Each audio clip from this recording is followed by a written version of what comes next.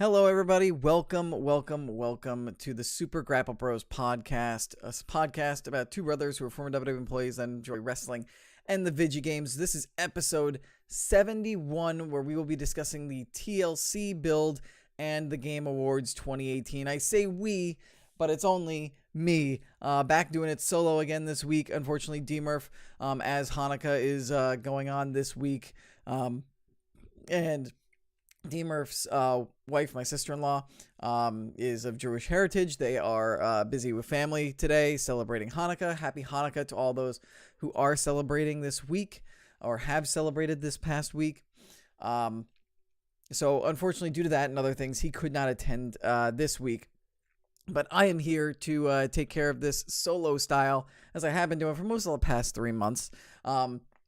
And I also wanted to make sure that I got this episode in despite waking up with a sore throat. I've taken some like lozenges and some throat spray to make sure that I could get through this episode and talk my way through it, because after next week, we're probably likely going to be taking a 2-week hiatus for the holidays, seeing as how it falls on the 23rd and the 30th, just before New Year's and just before Christmas. So we're likely going to be taking off, or the 22nd and the 29th. Probably going to be taking those 2 weeks off for the holidays. If that changes, we'll let you know next week.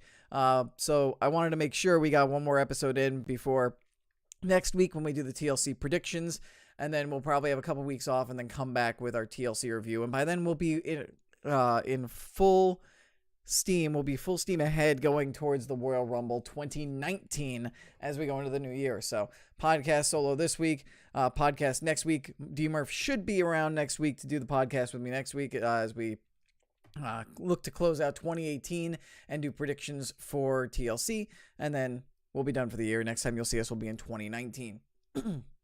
So before I get into all of I break down just what happened this week in wrestling and get to the news and the Game Awards and stuff like that, I'm going to kick the show off by saying that this show is being done in the memory of two wrestling superstars who passed away this week. Unfortunately, one right after another on back-to-back days. This episode is dedicated to the memories of Tom Dynamite Kid Billington and Larry the Axe Hennig. Unfortunately, Tom Dynamite Kid Billington passed away at 60 years old on December 6th this week, or December 5th this week, a couple days ago. From the Wrestling Observer newsletter, his death was announced by Marty Jonas and was confirmed at WWE. And it actually happened the announcement was made on what would have been his 60th birthday. His death had not been yet reported as of the date of the announcement. I'm not sure if there were any updates, but he's been confined to a wheelchair since '97 and had a long history of both health and personal problems.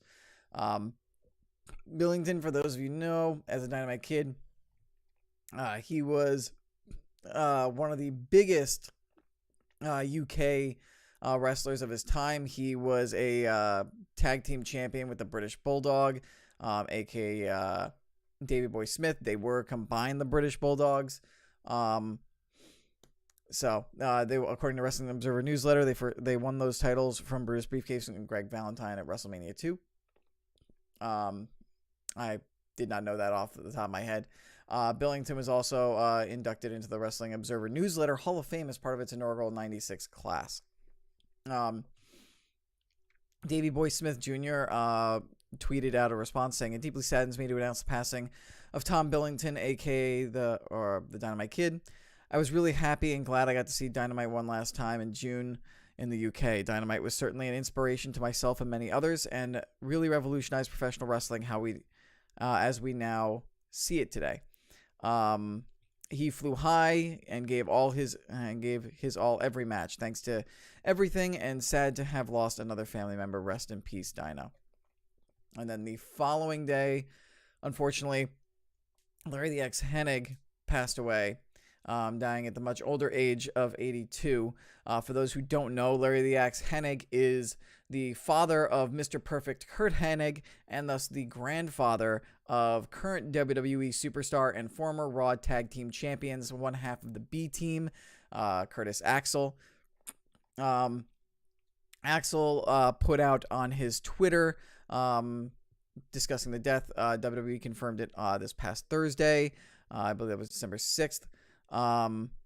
He posted a statement saying, 82 years old, 5 kids, 28 grandkids. No one has had a bigger impact on my wrestling career than my Papa Axe. He's been my biggest supporter since day one. Another father when I lost mine.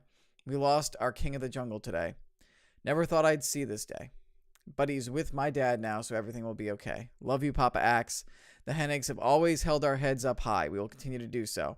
You rest assured, the Hennig name will live on forever. And according to WWE, Hennig suffered from a lengthy illness as well as kidney failure. And then this is also pulled from the Wrestling Observer newsletter. Hennig is a legend in his own right as a result of his time with the American Wrestling Association, aka the AWA, where he was a 4-time tag team champion.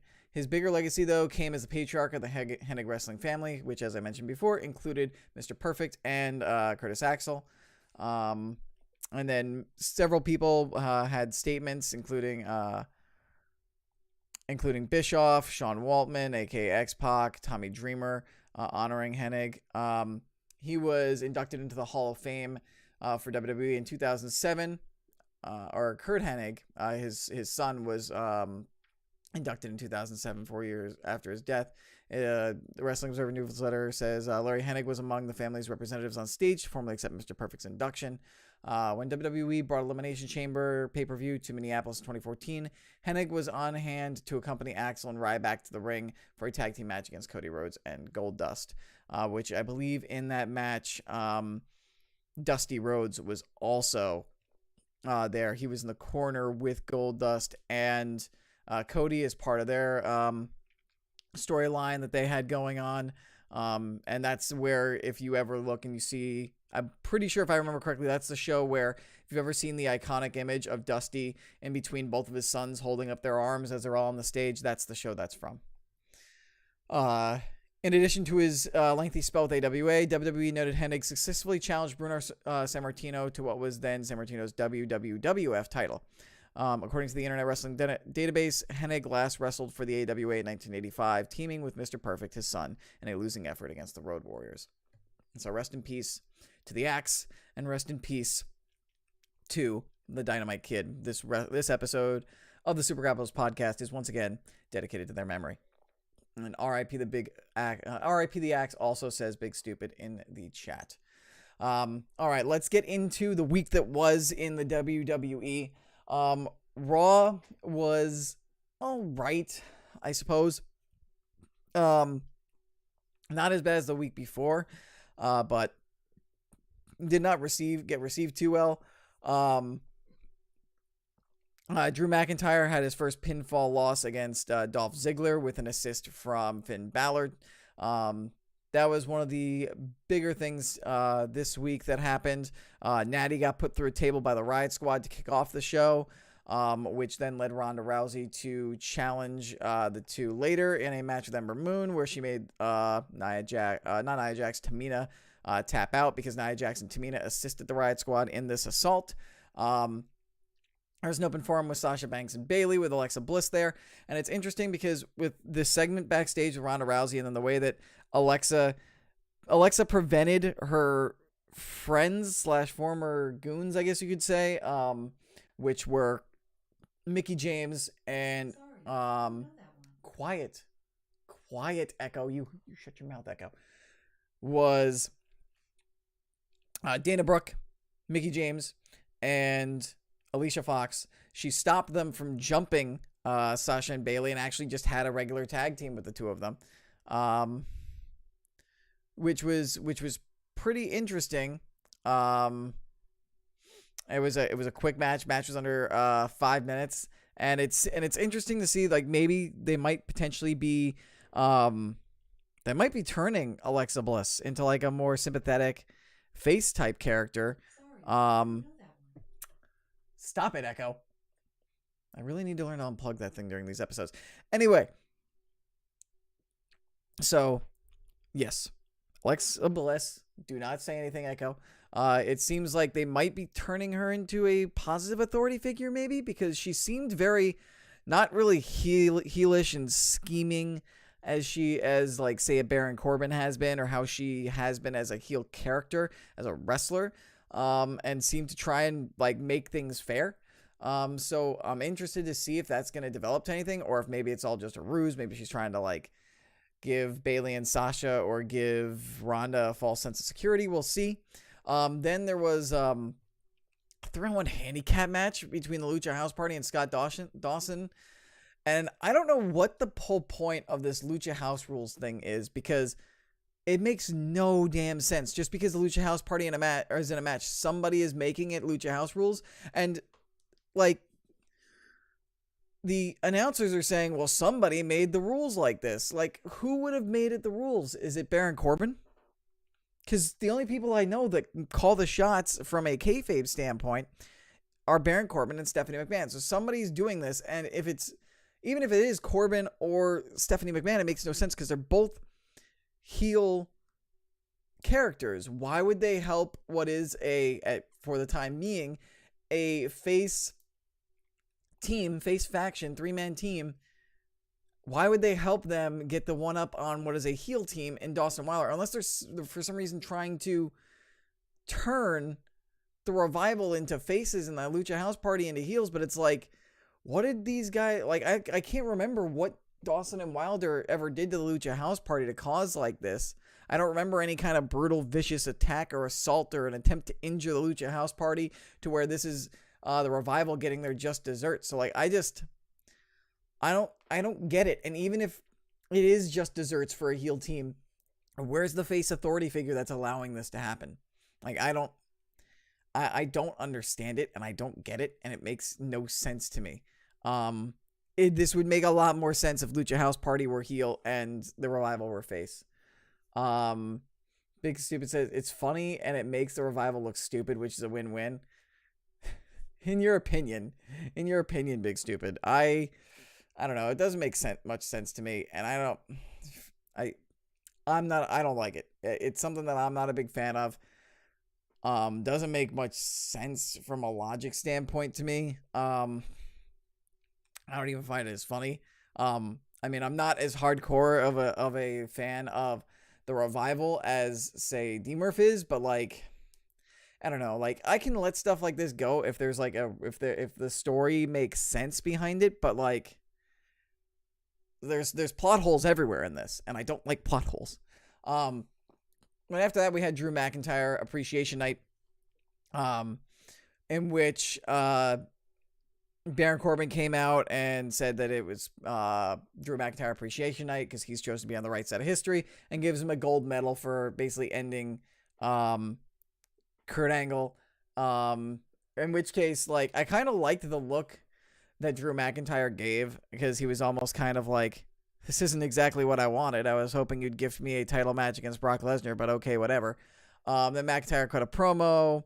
Ziggler came out. We finally got the positive is we finally got that split between Ziggler and McIntyre figured out, since we just been sitting there being like, is WWE going to address this or just leave this be for a couple weeks? So McIntyre attacked or Ziggler attacked McIntyre. We got a match between the two of them because Corbin wouldn't let that fly. Finn Balor came out, caused a distraction, allowed Ziggler to get the win. First pinfall loss on the main roster for Drew McIntyre. It was okay.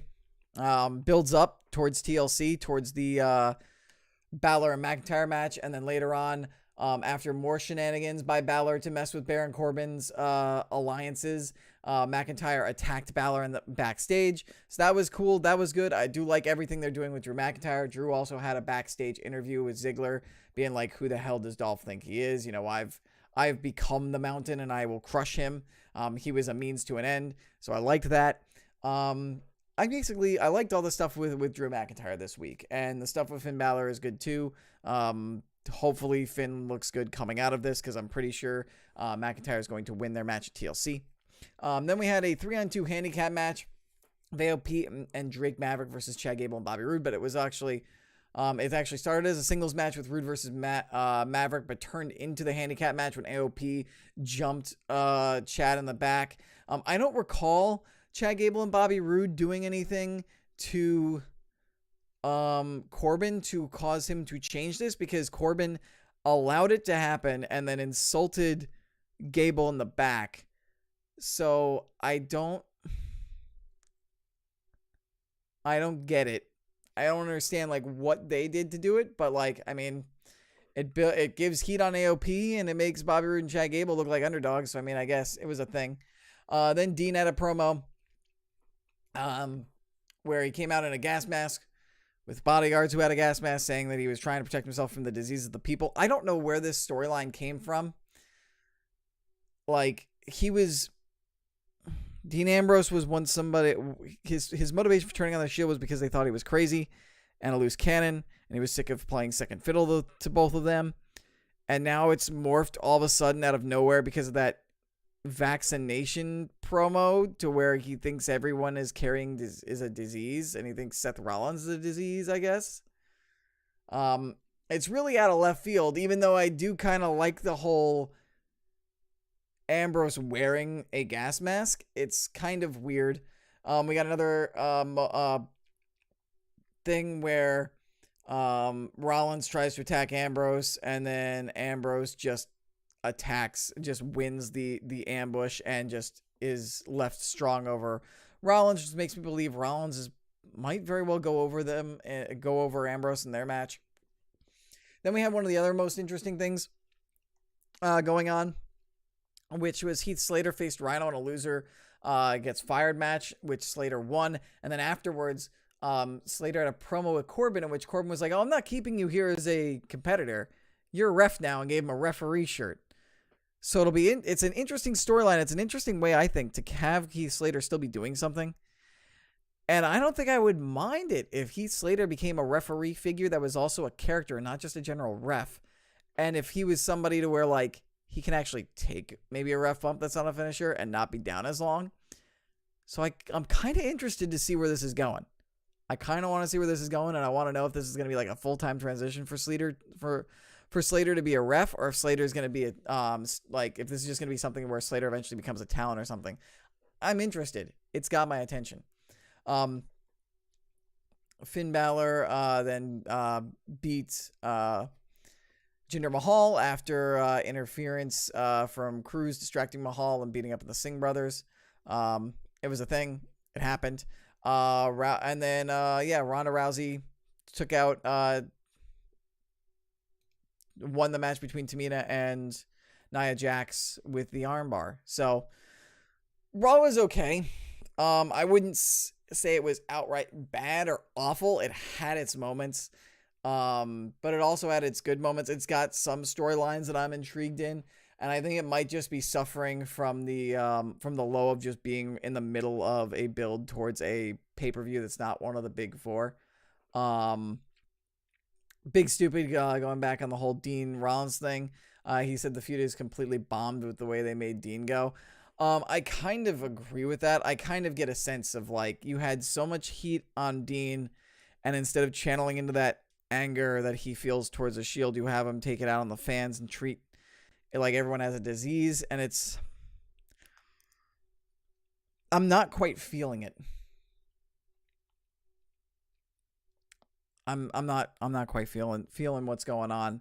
I'm not exactly buying what they're selling with these promos. They're very weird. They're very out there. They don't have what I thought they would have. So I don't know. We'll have to see what happens on Raw next week and then on TLC. But I wouldn't go so far as to say it's completely bombed, but it's definitely lost a lot of its steam and momentum. Then bad news from Raw, actually. WWE for back-to-back weeks posted record low ratings. Last week they posted record low ratings, and then they did it again. They had lower ratings than they did the week before. This from the Wrestling News Observer. Due to the least watched first hour in the show's modern history, Raw last night set a record low with an average of 2.29 million viewers. Very slightly below the prior low mark set on October 1st, also of 2.29 million. Maybe it was the third hour. Then that was the lowest last week. Then, both the second and third hour marks, both of the second and third hours were above last week. But the difference was the first hour dropped from 2.61 million last Monday to 2.26 million this week. Raw overall was down 3% from last week, which was the fourth lowest number in the modern history of the show. Raw was ninth on the night for cable, trailing only NFL-related programming on ESPN and news programming. There is no reason to point as to why the first hour would have dropped so badly, but then the second hour grew, which is usually the case this time of year. The second hour growth was 8% with women 18 to 49, 18% with men 18 to 49, and 12% with male teens. On the other hand, the 0.79 in 50 plus for the third hour was far lower than any time that Wrestling News Observer can recall. Meanwhile, the Monday Night Football game of the Eagles versus the Redskins did 11.24 million viewers, up 15% for the prior week, which could explain why the Raw had such low ratings. I mean, we're getting close to playoff time in the NFL, so a lot of these Monday night and Sunday night games are big games with huge playoff implications. So people will probably choose to watch something like that rather than a run-of-the-mill, okay but not great Monday Night Raw that falls in the middle of the build, falls right smack in the middle of two pay-per-views where it's not the go home show yet. We've already seen the fallout of the previous event, and it's not one of the big four. So it's not good that the ratings were record low. But again, it's not doom and gloom. It's just a bad couple weeks, I think, for Monday Night Raw. We were just saying about like just before SummerSlam how Raw was firing on all cylinders. Things go up and down, and this is just a downward trend. I don't think this is like an implication of anything bad for the company. It's just a bad, poor couple weeks as far as viewership and arguably as far as the content and the storylines they have running right now. For Raw next week, we have a press conference segment that's going to go on that Alexa Bliss is going to be running.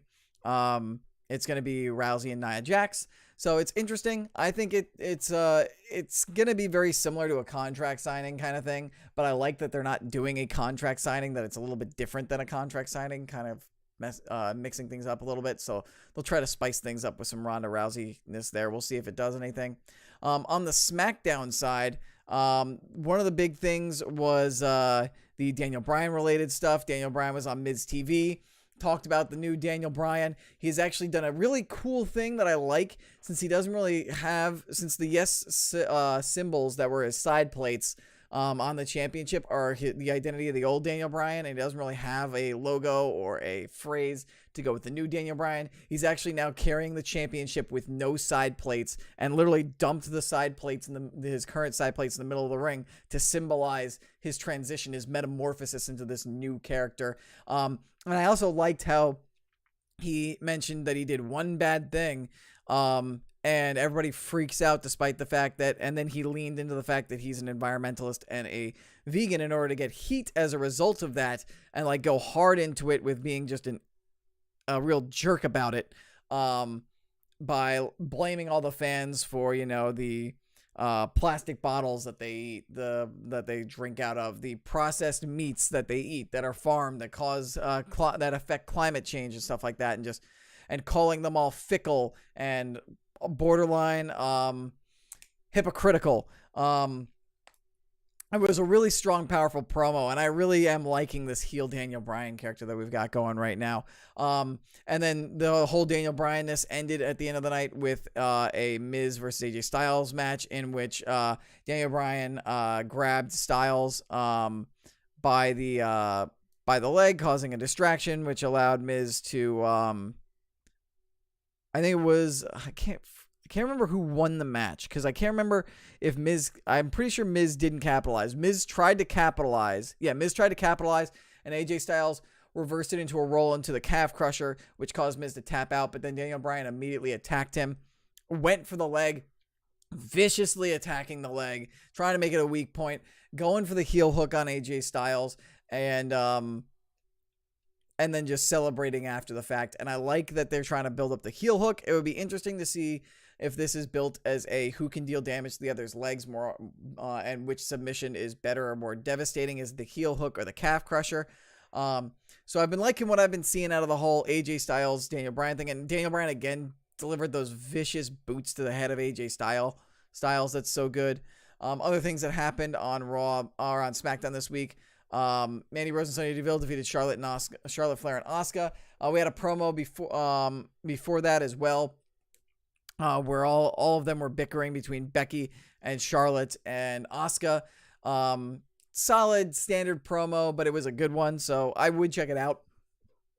If you had the time, go check it out on the WWE YouTube channel. Sorry. The Mandy Rose and Sonya Deville picked up the win because Charlotte and Asuka turned on each other. Charlotte Flair struck Asuka. Was unclear if she did it intentionally, but then Asuka took it personally and delivered a devastating drop kick to a seated Charlotte Flair, which led to Sonya Deville getting the pin on Charlotte. Good to sow divisiveness between Asuka and Charlotte and kind of help build up that rivalry. Then we had Jey Uso defeating Xavier Woods and Cesaro with a super kick. Solid triple threat match. MVP of that match, however, goes to the New Day's gear, the holiday themed gear with them as reindeer on it, and the red, green, and white. Really dug that stuff. We had Randy Orton take on Jeff Hardy. Jeff Hardy lost, off a distraction from Samoa Joe, and it was a really cool kind of promo by Joe, distracting him being in a bar, talking about excess. Of course, they're only going to talk about excess alcohol consumption, and not dive into Hardy's other vices of times past. But I liked it, and Joe is so good on the mic. Every time he cuts a promo, it's gold. That's another thing I would recommend you go ahead and check out. And that was pretty much everything that happened this week from SmackDown. I thought SmackDown was another good, solid episode. Good build on the Daniel Bryan character. Good build with Samoa Joe and his rivalry with Jeff Hardy. We got some good stuff with between the Charlotte Flair, Asuka, and Becky Lynch stuff. Speaking of Becky, for the love of God, if you're not following Becky on Twitter, please follow Becky on Twitter. She has dropped another fire tweet just roasting Charlotte. It is arguably one of the most entertaining things going on in wrestling right now. However, despite the strong showing, or good show from SmackDown this week, the show actually dropped below 2 million viewers this week. This being pulled from the Wrestling Observer newsletter again. And I quote, following a night in which Raw had a modern era record low number of viewers, SmackDown followed suit and had only 1.948 million viewers, close to 2 million, but not at there yet, on Tuesday night. Other than election night in 2016, which was the big presidential election, this was the only time SmackDown has gone below the 2 million mark since going live on Tuesday nights. This shouldn't have been unexpected, however, as SmackDown retained the usual 85% of Raw viewership, so same proportion of viewers from SmackDown to Raw view to SmackDown, so that's not too terrible. So this seems to have more to do with the low Raw number than anything on SmackDown, says Wrestling News Observer.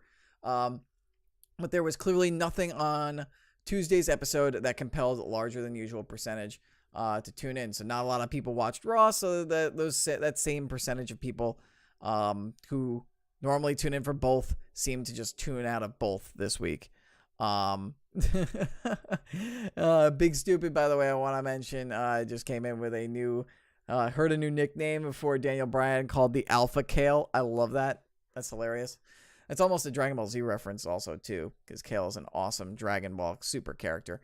But that's good. I like that. So, and then they show, Wrestling News Observer also showed a 10-week view of SmackDown compared to Raw. And yeah, it's just, there's no really downward trend. It's just some weeks are up, some weeks are low. They're all hovering at the anywhere from 2 million to 2.3 million viewers up and down. Fun fact, on October 16th, they actually exceeded Raw's numbers. And yeah, so the average on the 10 weeks is 2.173 million, which isn't too bad. That's 90% of Raw's audience. So ratings were low this week, but I don't think it's any cause for alarm. And then looking forward to next week, if you guys will remember the epic rap battle between the Usos and the New Day, we're getting a sequel to that. It's being considered, we're getting a sequel to that, but it's not going to be the New Day who's going to be taking part. They're instead going to be hosting, and it's going to be New Day versus the Bar. So, the Usos versus the Bar. So I know that the Usos can drop some bars, but can the Bar also do the same? We'll find out next week. I'm sure with the New Day hosting, they'll be able to help and amp it up. It should be entertaining. Hopefully be a good way to bring some viewers in that week. And SmackDown will be taking place in Vegas. So with both of those looked at, the card is now updated for TLC. I think we got a couple new matches announced. So the full card for TLC that's going to be happening a week from Sunday. We've got for ourselves, we have Elias versus Bobby Lashley. Finn Balor versus Drew McIntyre. The Bar versus the Usos versus the New Day for SmackDown Tag Team Championships. Becky versus Charlotte versus Asuka in a TLC match for the SmackDown Women's Championship. And just to mention on that, there were reports this week that Becky Lynch actually hadn't been medically cleared yet for TLC, but then Becky sent out a tweet just discrediting that and saying it's not true. I am cleared. I will be there to kick ass and take names. Then we got the Raw Women's Championship of Ronda Rousey versus Nia Jax. Braun Strowman will battle Baron Corbin in another TLC match. We've got Seth Rollins versus Dean Ambrose Intercontinental Championship match. And then Daniel Bryan will take on AJ Styles for the WWE Championship. Moving on to NXT. For NXT 205 Live and NXT UK, I'm going to mostly just mention the results and only talk about the bigger things that happened. We had Punishment Martinez debut against Matt Riddle. He looked good. Matt Riddle got the win. We had the Forgotten Sons, which is Wesley Blake and Steve Cutler, with Jackson Riker defeating Humberto Carrillo and Raul Mendoza. Them getting a nice win after taking Heavy Machinery to task because they're a fresh tag team in NXT looking to build some momentum. We had Shayna Baszler defeat Dakota Kai in a non-title match. And then we had a promo with Tommaso Ciampa where Aleister Black came out and said, I deserve my championship opportunity. Gargano came out and said, I have unfinished business with Ciampa despite the fact that you beat me. So I want a match.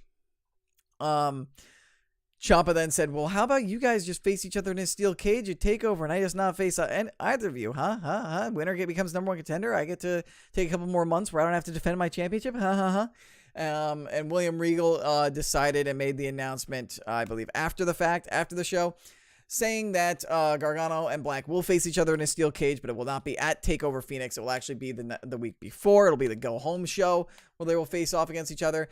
Chance that maybe Gargano wins and ends up getting inserted into this match as a result. We get a triple threat match because after that, the actual match at TakeOver as it stands now will be Aleister Black versus Tommaso Ciampa for the NXT Championship. But again, very big chance that Gargano gets included. Moving on to NXT UK, there are once again 2 episodes this week. We had we had Fabian Eichner making his debut for NXT UK. He beat Mark Andrews. Isla Dawn beat Nina Samuels. Eddie Dennis beat Tucker, and Jordan Devlin beat Flash Morgan Webster in the main event. Then in the second episode, we had Travis Banks make his return in the main event. But first off, we had Joseph Connors defeating Dan Maloney. It looked like we had Bomber Dave Mastiff defeat my Wild Boar Mike Hitchman in a match. Ligero defeated Tyson. Rhea Ripley defeated Candy Floss. For those of you who don't know, because we weren't able to talk about it last week, Rhea Ripley is your NXT UK Women's Champion. She faced off against Candy Floss, and she offered to raise raised her hand and picked her up after the match was over, but then attacked her. immediately afterwards, basically to show that like the face character and the niceness that she showed from winning the NXT UK Championship, being the first NXT UK champion, is over with. She's a heel. Then we had Travis Banks defeat Wolfgang thanks due to help from Trent Seven and Mustache Mountain as they continue to build up their rivalry with Wolfgang and the Kofi brothers. We also, if I can dig it out of here as I'm reading the results, we also had a backstage segment with Flash Morgan Webster talking to somebody, but I'm having problem. There it is, actually, with Fabian Eichner. And Fabian Eichner said, Morgan Webster was critical of the way that Eichner decimated and beat up on Andrews. So Eichner was like, hey, if you got a problem with it, why don't you, battle me next week. So it looks like we're going to be getting Flash Morgan Webster versus Fabian Eichner in the next episode of NXT UK. On WWE 205 Live, Brian Kendrick defeated Drew Gulak. We had a segment where with Buddy Murphy and Cedric Alexander and Drake Maverick. Let's see, as I'm reading over this again, Maverick talked about how Murphy made himself some enemies, including Alexander, and this time there's no home field advantage because the next match is going to be in Australia. So fun stuff there. Next week, though, we will be getting, I believe, Alexander will face an opponent of Buddy Murphy's choosing, and then Buddy Murphy will be facing an opponent of Cedric Alexander's choosing. Arya Daivari defeated Clay Roberts, and Lucha House Party defeated Mike Kanellis and TJP in a tornado tag match. And then we also we have the semifinalists decided in the mixed match challenge, which is the mixed tag team event tournament that is like a Facebook exclusive kind of thing with WWE. We will have on the Raw side Jinder Mahal and Alicia Fox versus Finn Balor and Bayley. I expect Balor and Bayley to win that one. And then on the SmackDown side, we've got R-Truth and Carmella facing off against Miz and Asuka. I expect Miz and Asuka to win that. We'll probably get Balor and Bayley versus Miz and Asuka, and I would not be surprised if Miz and Asuka win that, actually. Especially if Asuka, if they're looking to make Asuka be the one who wins that TLC championship match there. And then in other news, discussions on, as we get into the other news of wrestling news of the week, there was a initial report from where Mark Henry had an interview saying that Alexa Bliss told him that she is 100% cleared to compete and ready to come back to the ring. However, Meltzer confirmed that is not the case. As from the Wrestling Observer newsletter site says, Meltzer has confirmed that Alexa Bliss is still not cleared to wrestle in the ring. Despite not being cleared, she does have limited clearance for physical activity, so she's on her way, and she's starting to take bumps at the Performance Center. And WWE Medical is monitoring her as she does that. So she isn't 100% cleared to return quite yet. So, but she is on her way and she is getting better. Apparently, in Mark Henry's interview, she was in bad shape. Sometimes she didn't even remember what city she was in, why she was there. She didn't remember her flight information. She needed people to help her help her through the airport to make sure that she made her planes and her flights on time.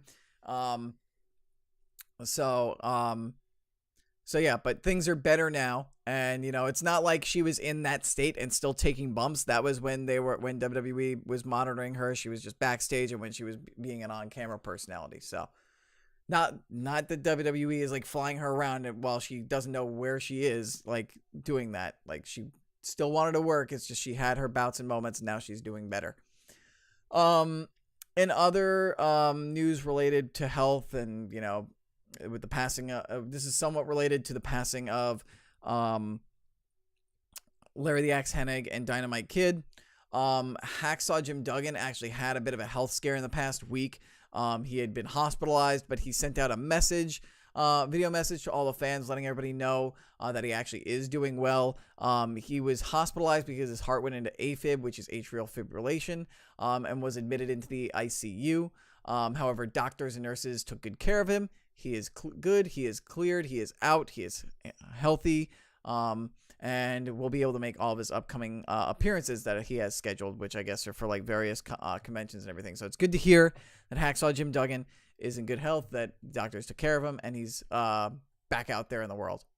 And then if we can get into some new character news, Bray Wyatt, this happened today. It seems like they're just about ready to debut a new character for Bray Wyatt, or take Bray Wyatt's character in a new direction and bring him back onto the main roster, get him back onto Raw. It was earlier today. And by earlier today, I mean technically last night. It was at 2:15 in the morning. Bray Wyatt deleted every single tweet in his Twitter account, his entire tweet history, gone, and then sent one cryptic tweet that said, "Today I am someone different. Today I have finally become who I really am."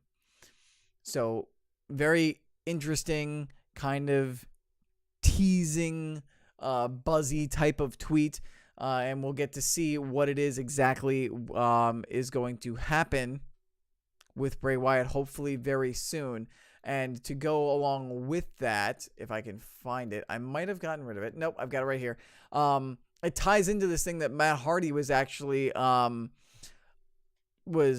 Hardy was asked this question. Apparently, it's being credited to Riju Dasgupta of Sportskeeda.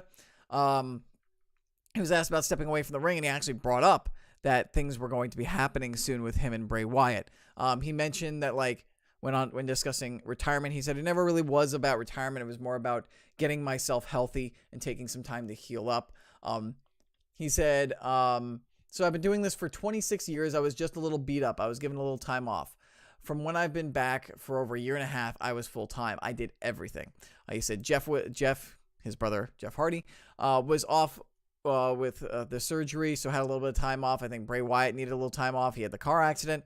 So I think it was a little bit of time off for everyone. He said, so I think you'll see an evolution of Bray Wyatt and an evolution of Matt Hardy. And that times up just with this turn on Bray Wyatt. So get excited. Keep your eyes open. Maybe it'll be something that'll happen this week. Maybe he'll have an impact on TLC. Maybe we'll see Bray Wyatt make a return to TLC by going after somebody. Maybe he goes after Finn Balor after Balor's match with McIntyre.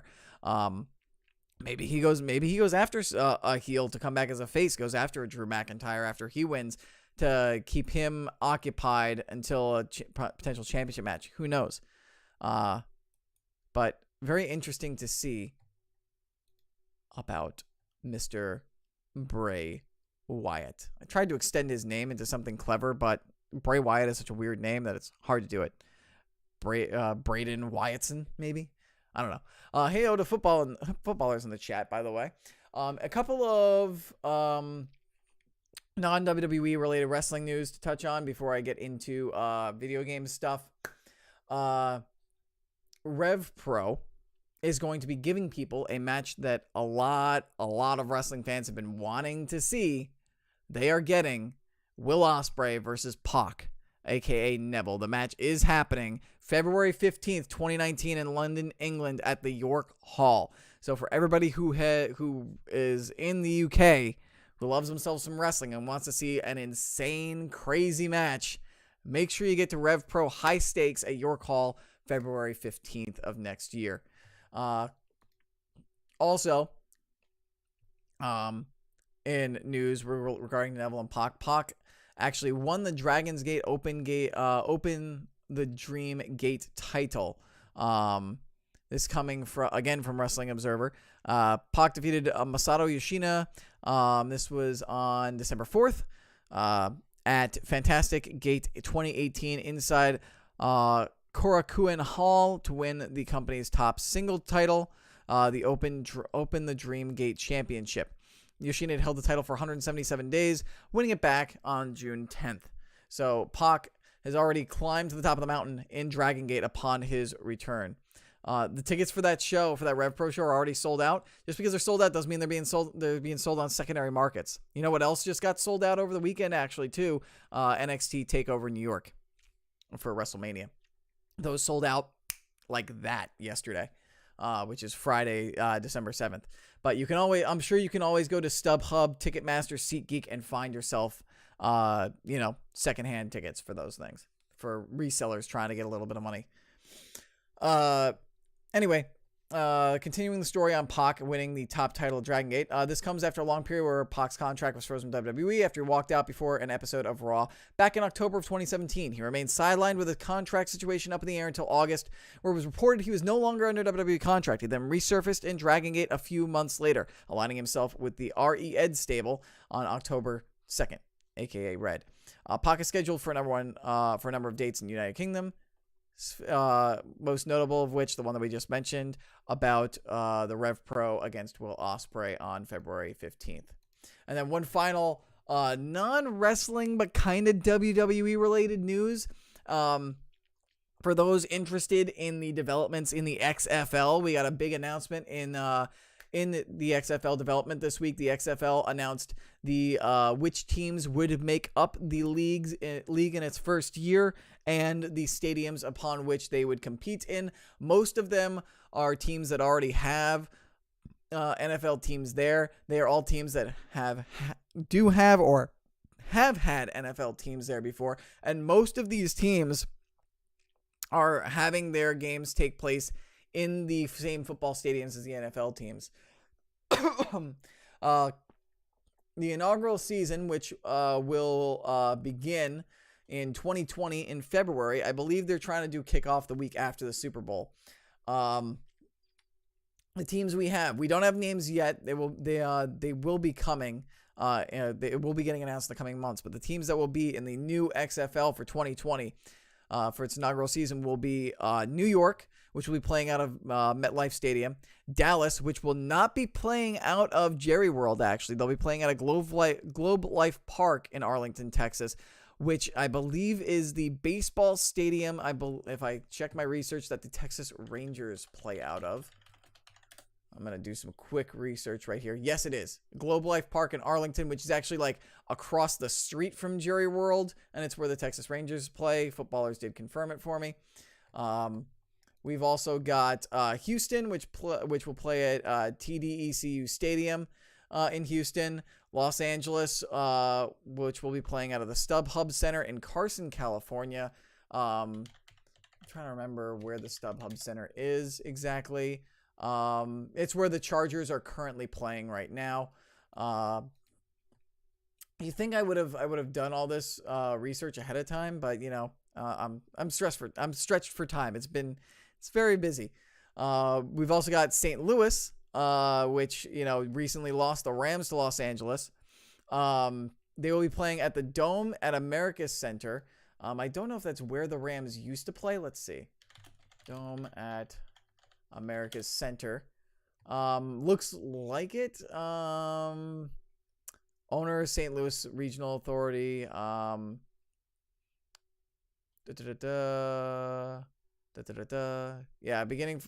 Yeah, whatever. I don't know. It is a football stadium. I don't know if that's where the Rams used to play. Seattle will be playing at CenturyLink Field.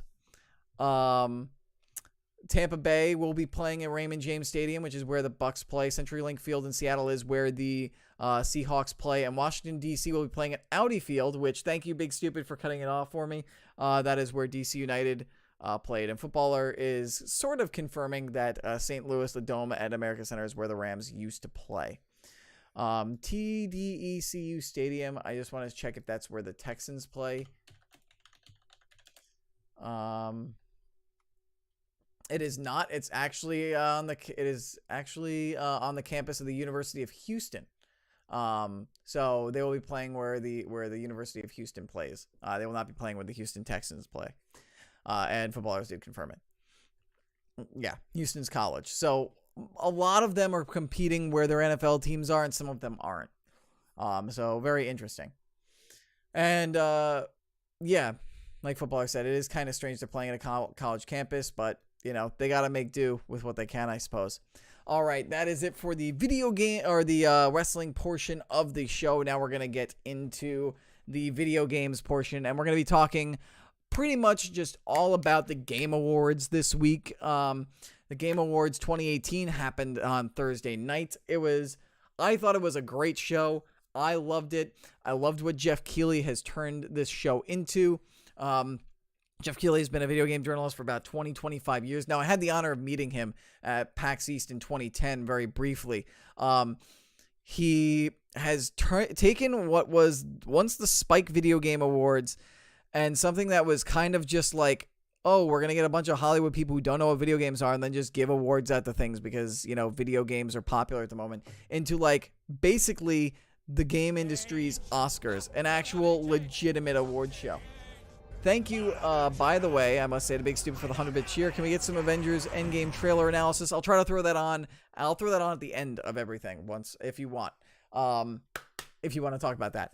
I got to speed through all this because I've got a dinner plans with the lady and her father. It was her father's birthday yesterday, so happy birthday to him, to Mr. Mazzella. And so, yeah, I got to make sure I don't miss that. So we'll see. If I can get to it, yes. But overall, with the Game Awards, I thought it was a great show. I loved it. I think it's the best Game Awards show we've had. Some people complained about the length, but it didn't really feel that long to me. I felt like it went perfectly well. I guess I was just enjoying everything. I loved seeing all the awards. I loved seeing all the passion and the general happiness that everybody seemed to have. Everybody wanted to be there. Everybody loved being there. Everybody who won these awards, they treated it with prestige and with gratefulness. It had some funny moments. It had some memorable moments. Sonic Fox, by the way, who won the event, who won the Best Esports Player Award with a memorable speech. At first, I was like, what the hell is going on? Especially with Joel McHale, who famously trashed the Game Awards years ago when he was one of the hosts, just kind of sabotaged it, presented the award. It was all awkward, and then Sonic Fox, he was dressed up in his, he is a furry, he took off the head for his furry suit, and he got really emotional and really thankful and was grateful that somebody who is of color, who is gay, who is a furry could get recognized for his achievements as an esports player. And I think that was one of the most genuine and heart-warming moments of the entire show. And we also got plenty of other great moments, which included the combination of the three faces of Sony, Nintendo, and Xbox, so PlayStation, Xbox, and Nintendo all coming together onto the stage to kick off the show. Huge achievement there, showing unity in the game industry and unity for all gamers. Let this be a great moment upon which hopefully maybe there can be a peace agreement in the console wars and we can stop doing console debates. At least console debates with pure vitriol. And yes, the other great moment that I loved, as footballers pointed out, was Christopher Judge, the voice of Kratos, came out with the, I believe was the voice of Atreus from God of War to give out an award. I can't remember exactly which award it was they were giving out, but they were doing the presentation, and then there was this awkward silence because the kid hadn't opened up the award yet. And then Christopher Judge turns and it was scripted, but turns to him and goes, "Read it, boy." And it was just, it was great. It was such like a fanboy moment. Again, this show was just a celebration of the game industry in such a prestigious, respectful, honorable moment. I enjoyed chatting along with Laserscope in the Discord server, which, by the way, do not forget to check out the Discord server. It's on the channel page on Twitch. It's in the show notes of every single audio episode, and you can find it in the video description on YouTube. Because I got to live chat with, I live tweeted like a fiend. So if you're still following me on Twitter at L_Murpho, thank you for that and putting up with me for that. And I was also live chatting with Laserscope in the Discord server. So I was just gushing about the show all night long. I want to go over the winners really quick. And then thank you, Big Soup, by the way, for doing the Discord shout out with the Discord command on the Twitch chat. I'm just going to go over all the winners. I'm going to go over all the reveals and then the takeaway of the, and then I guess I could say, I'll talk about the takeaways from as far as who won the awards, but I think the awards were very fair. as far as people who, I don't think I have a Twitter command. I should probably do that, big stupid. But it is right below down here on my lower third. Right down here. Yeah. If you're watching the video version, if you're listening to the audio version, you have no idea what I'm just doing. You just heard me hit the mic, so I apologize for that. I think the awards went out very fairly. Red Dead and God of War had the two big showings. I think maybe it's sad, kind of. I don't know if Spider-Man won anything, which is unfortunate because it's got a huge reception. I really want to play it. I can't wait to play it, and unfortunately, it ran into this wall that was God of War and Red Dead Redemption 2. But anyway, recapping the award winners, Ninja won Content Creator of the Year. Best Esports Moment went to the C9 comeback to win in Triple OT versus FaZe. The Best Esports Host was F.A. Skaz Deportere. I'm sorry if I butchered your name. The Best Esports Event was the League of Legends World Championship, which I'm surprised actually beat out the Overwatch Grand Finals. And Evo, too, because Evo is huge. Best Esports Coach went to Bok Reaper Hangyu. Best Esports Team went to Cloud9. As we mentioned before, Best Esports Player went to Sonic Fox, real name Dominic McLean. Best Esports Game shockingly went to Overwatch. I thought that that League of Legends was going to win this one. Which celebrity won? You mean the best content creator? Ninja did. Which, come on, you knew it was going to be Ninja, and Ninja deserves it. As great as Willy Rex, Pokemon Myth, and Dr. Lupo was, this was Ninja's year. You can't say that Ninja didn't deserve that award. Best debut indie game was The Messenger. Best student game, Combat 2018. Best multiplayer game, Fortnite. To no surprise there. Best sports racing game was Forza Horizon 4. Best strategy game was Into the Breach. Best family game, Overcooked 2. Best fighting game, Dragon Ball FighterZ. Best VR AR game was Astrobot Rescue Mission. Best mobile game, Florence. Games for Impact winner, Celeste. Best performance, Roger Clark as Arthur Morgan for Red Dead Redemption 2. Best independent game, Celeste. Best audio design, Red Dead Redemption 2. Best score music, Red Dead Redemption 2. Best art direction, Return of the Obra Dinn, which ended actually a run that Red Dead Redemption 2 was going on to potentially sweep all of their nominations at the Game Awards. So Return of the Obra Dinn, the combo breaker there. Best ongoing game, Fortnite, no surprise there. Best narrative, Red Dead Redemption 2. Best game direction, God of War, the first win for God of War there. Best role-playing game, Monster Hunter World. Best action-adventure game, God of War. Best action game, Dead Cells. And Game of the Year, God of War. As D. Murph and I discussed, you can make a case for Red Dead Redemption 2. You can make a case for Spider-Man. Great that Assassin's Creed Odyssey and Celeste were in there. I don't know why Monster Hunter World was in there for the nominations, but God of War, not even having played it, just knowing what, knowing the reception, hearing what people have said about it, I knew it was going to be the Game of the Year winner. I feel it was rightfully deserved. As much as I'm loving Red Dead Redemption 2, I can't wait to get my hands on this game. As I was mentioning in one of my live streams before, I am planning on taking a week off in February once the NFL season is over to relax a little bit. And I do intend on trying to play some of the single player games from the past year and catch up on them. So I'm hoping to beat and play God of War then. But it's great that it won Game of the Year.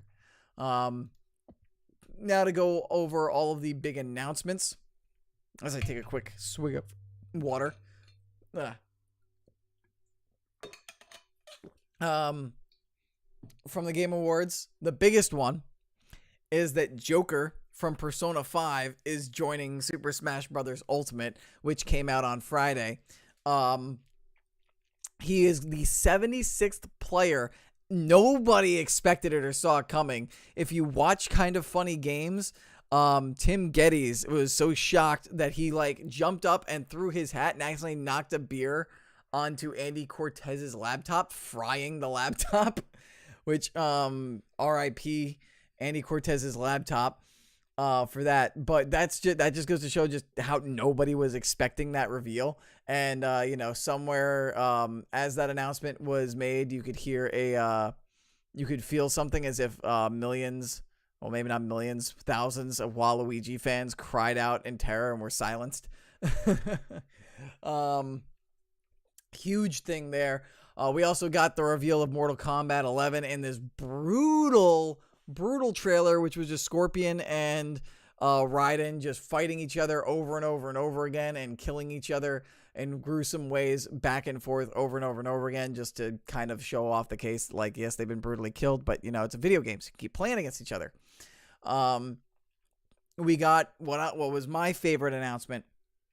We knew that Ultimate Alliance was returning, but we finally got a reveal trailer for it and a name. It is Ultimate Alliance 3: The Black Order. It hasn't been seen in over a decade. It's being made by Team Ninja, which made the Ninja Gaiden games from the old Xbox, if you guys remember that, and the old Ninja Gaiden games. So let's go. I am pumped. It was a lot of characters from the MCU that we saw. It seems like it's going to go along almost an Infinity War-esque kind of story. So I am pumped. I cannot wait. We also got a trailer for Far Cry New Dawn, which, spoilers for Far Cry 5, if you care, skip ahead a couple seconds. At the end of Far Cry, a bunch of nukes get Far Cry 5, a bunch of nukes get dropped. And so Far Cry New Dawn is about like a few years later after this nuclear apocalypse and just what happens in northern Montana in that game world. Then we got this game, Ancestors: The Humankind Odyssey. It was a game. It's a game from Assassin's Creed creator Patrice Desilets. We previously announced it back in 2015. We hadn't heard much since. The trailer, this is pulled from Polygon, by the way. The trailer, which follows pre-alpha gameplay footage last seen in April 2017, shows how players will inhabit the roles of early hominids, which are our humans' ancestors, and our species fight for survival, all taking place in Africa. And it also shows how Africa, it also shows the evolution of Africa from like tropical forest type area into more like grassland, plain, prairies type area as it evolves through there. Not much else other than we just saw that, you know, you'll be playing as different species of ancestors from the human race over the course of millennia or millions of years. We got a open world trailer for Rage 2. We got the huge reveal that a new Dragon Age game is coming, along with the hashtag oh god, why am I missing it? I'm actually going to open this teaser trailer because I know they have the hashtag at the end. Or maybe they didn't have it. Maybe they got rid of it. They had the hashtag at the end. God.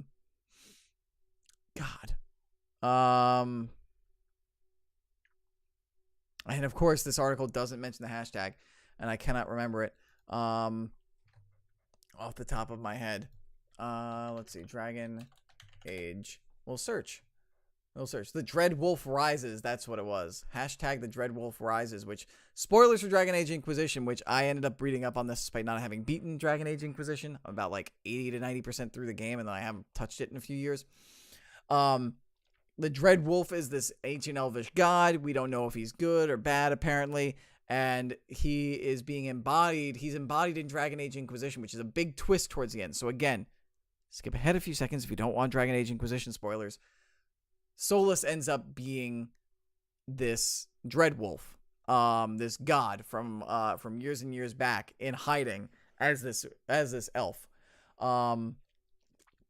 And so it seems like the story is going to continue from that, and we will see the Dread Wolf rise. We don't know the official name of the Dragon Age game. We just know that it is happening. Then we got a reveal for Stranger Things 3, the game, which will be like, it seems like almost like a 8 or 16-bit side-scrolling like kind of game that's gonna go along with Stranger Things' third season. Then we also got the reveal of The Outer Worlds, which is the game that Obsidian is making, the makers of Fallout, New Vegas, and Knights of the Republic 2. Looks like a very entertaining sci-fi-ish game with a nice little bit of humor injected into it. And then the makers of Ark Survival Evolved have a new game along the lines of it called Atlas. It feels like it's being dubbed an open world survival MMO, very similar to Ark, with pirate ships, a ton of fantasy monsters, and armored up knights on horseback, and just about everything else imaginable. This being pulled from Polygon.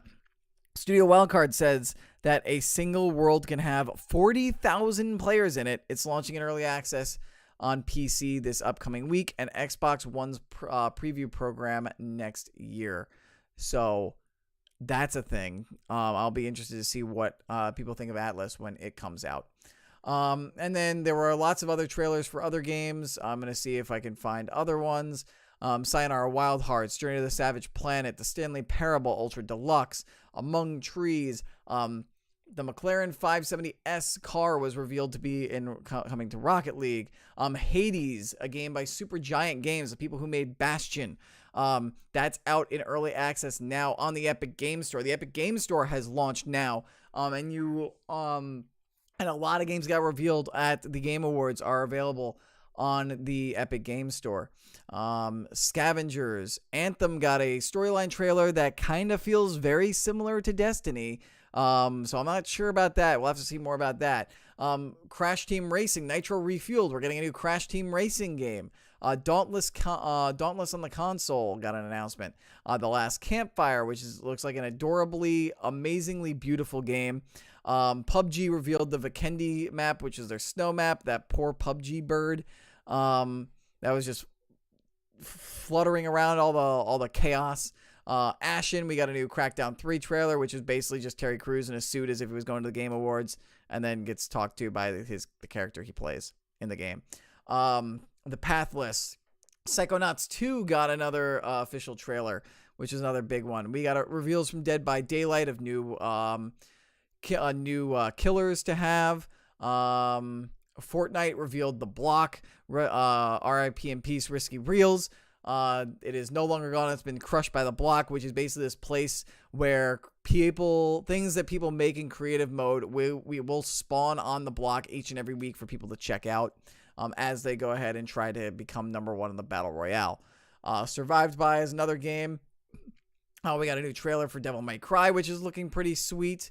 And that was all of the games revealed for the Game Awards. It was a huge night for the game industry. I got hyped. I can't wait for all the games to come out. Congratulations to all the winners. Congratulations for Jeff Keighley and the Game Awards staff, to everybody who worked on the show to make it what it is.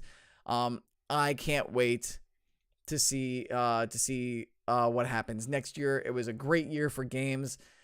And this show just proved how much I love the game industry and how much I love video games, and how glad I am to be at least a very, very tiny, small part of the game industry still. Just doing this podcast where I get to talk about games and then getting to play video games on Twitch for you lovely people who come by and watch. One other thing that I just want to talk about with regards to video games is a couple of games actually launched this week. I'm going to talk about the one that's less big of a deal. Just Cause 4 came out. It's got a 42% on Metacritic right now. Not great reviews, so you might want to avoid it. IGN was one of the top critical scores with a 79. Sixth Access gave it an 80, which was okay. Shack News gave it an 80. And then we've got PC Gamer only gave it a 73. And GameSpot gave it a 6 out of 10. So you may want to avoid Just Cause. And if you've got a Switch, maybe just pick up a copy of Super Smash Bros. Ultimate. Only the biggest game that everybody's talking about right now. 93 Metascore right now, and a Metacritic must play. Let's see if we can find all the critic scores from people. I'm going to try and find... I've got the list right here. I just got to read it off. Perfect score from Twinfinite. Perfect score from Fandom. Game Informer gives it a 9.5. Destructoid gives it a 9.5. EGM 9.5. IGN 9.4. US Gamer a 9. What else have we got here? Games Radar gave it a 9. blah, blah, blah, blah, blah, blah. And then we've got a bunch of people, things that are in progress or not scored from other things. But so far, the reviews are pretty, gosh darn good for Smash Bros. If you own a Switch, you might want to pick it up. I do not yet own a Switch, but if I did have a Switch, I would definitely be asking for Smash Bros. And with that, one other thing I just want to mention and talk about real quick that just happened today. I was able to catch the tail end of it. I need to go back and watch the rest of it. It was an hour-long special. Kind of Funny Games, if you do not know them. They are founded by former IGN employees Nick Scarpino, Tim Geddes, and of course the one and only Greg Miller. Also includes their employees that have come since they've separated themselves from IGN. Kevin Coella, Andy Cortez, I believe Greg. They have a guy who they have Cool Greg, who is, I believe, Greg Geddes. I think it's Tim Geddes' brother, but they call him Cool Greg, not to confuse him with Greg Miller. I don't know her last name. They have Joey, who handles their social media and stuff like that. They did a thing today called the Kind of Funny Games Showcase, which is another great thing for the video game industry, where they showed off 69 games. Nice. And they were all games that were made by either smaller developers or weren't so well seen, or independent games. The kind of games where, and Greg mentioned this on the pre-show, and I completely 100% agree with him on this, where you would go to PAXs and they have like the indie area, where there's all these awesome indie games that you see and you're like, these are really cool. I would love to pick these up on Steam or on the Xbox Marketplace, the PSN store, and just play their quick games. They're fun. I could have fun with these with my friends. Why don't I see these games? They're games that are so small and have such a small budget and don't have the marketing power of the major brands and the major publishers, that they don't really see a lot of the light of day for the regular game consumer. They took those games and they put them in a showcase where they, Greg and Tim, went and they shot in different locations all around San Francisco to introduce certain different segments, and then they showed off all these games with either like trailers or gameplay footage and stuff like that, mentioning all the games, lightly discussing all the games, and crammed them all into this one showcase. They worked their asses off for it. It came off great. There were a lot of really cool indie games, a lot of games. There was a game also by Sega that is not maybe one of the biggest kind of games, but looks cool. I believe it was called Judgment. And there are other games that I have to watch. I have to watch the rest of the showcase because I didn't get a chance to catch the whole thing. I caught what I could because I was researching for this podcast. Just really, if you guys consider yourselves gamers and you enjoy video games, I think you owe it to yourselves to go and check out the Kind of Funny Games showcase. These guys, they busted their asses to give people who have such a strong passion for video games a platform to get their games in front of more eyes than they probably ever possibly could. And it's a lot of really cool ideas, cool games that aren't going to be like that. Most of them will probably be indie games that aren't going to cost you $60, aren't going to cost you an arm and a leg. That can be played and you can have some good fun with. And then they also ended the show with a trailer for the final season of the Walking Dead game with Clementine. So I highly recommend it. It's only an hour. Go check out the Kind of Funny Games showcase, everybody. Highly recommend it. And real quick, because I do have a little bit of time, I'm going to try and discuss it. We will talk about this certain trailer that dropped this week. I don't know if you guys have heard of this this franchise. It's run by this little lesser known company by Marvel. They're owned by this other, up and coming company known as Disney. It's called The Avengers. The Avengers trailer finally came out. Avengers Endgame. We finally have a name for the Avengers. I loved this trailer. I loved it so much. I loved it so much. I watched it like 20 times almost back to back. I feel like this was a perfect trailer. This is exactly what you want to do for a trailer. It showed us with the surviving characters dealing with the immediate fallout of what happened. Maybe not the immediate fallout, but dealing with the fallout of what happened in the last movie without giving away any details on the movie so as to spoil people. And they gave us just enough of a little bit and gave us a tease. A lot of people say that nothing was revealed, but we know that the Avengers didn't know that Scott Lang survived. They thought he got snapped. We don't know where Shuri is. She's missing. We don't know if she got snapped or if she's just missing off somewhere like Scott Lang was. We got to see Clint Barton, Hawkeye, in his Ronin outfit, and it was heavily implied, especially by the look on his face, that he had to watch his family get dusted just in front of his eyes. And Ronin is bad. I love Clint Barton. He's one of my favorite Marvel characters, one of my favorite Avengers. And I love the Ronin outfit. I loved his little run as Ronin. That was actually when I was really heavily reading comics. So I'm excited to see that. They hinted at the fact that we might see Pepper Potts as Rescue. For those who don't know, in the comics, there is a period of time where Tony gives Pepper Potts a suit of her own. However, because she doesn't want to hurt people, she is not about blowing people up. It's called Rescue, and it's only defensive capabilities, shields, stuff to heal people with, and whatnot. And that kind of technology. She is a defensive-based Iron Man suit, meant to help protect other superheroes. And it is believed that she may have built her own suit or found a suit called Rescue, and may actually go and find and save Tony Stark in stranded space. And Tony mentions like, you know, waiting on being rescued and stuff like that. What else did we see in this? And then we saw Scott Lang actually come back, and they'd be like, what is going on? Isn't he supposed to be dead? Is this a past message? And he's got Luis's van, which has the device that can take people into the quantum realm. So we're probably going to get some quantum realm silliness and maybe some time travel. So I think this trailer hit us with the emotional beats. It gave us just enough to tease us, because it's supposed to be a teaser trailer, without spoiling anything, because this is a movie where I really don't want a lot spoiled. I really just want to get a sense for what the tone's going to be, a sense for what's going to happen, a sense for where these characters are at, where they might be heading, and no major reveals. And that's what this trailer delivered, and it was perfect.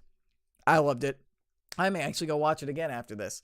So there you go. Big Stupid, you wanted me to talk about the Avengers trailer? I did so. And if you guys are interested in this kind of talk, maybe I can try to integrate maybe some sort of like general nerdy pop culture stuff at the end of these podcasts, if there's ever time. All right, with that said, guys, that's going to do it for episode 71 of the Super Grapple Bros podcast, the podcast by brothers who love video games and the wrestling and the video games. Do not forget, you can follow me on Twitter at @L_Murpho. I always like to tweet when I go live with the show, and I also send out my random musings. You can also find out when the show goes live via the Discord server. That is also where you guys can get involved in the Super Grapple Bros feedback channel, as well as the viewer predictions channel, which if you guys have your viewer predictions, feel free to start getting them in. We're going to do our predictions for TLC next week in next week's episode. Feel free to get them in now if you want to get them in early.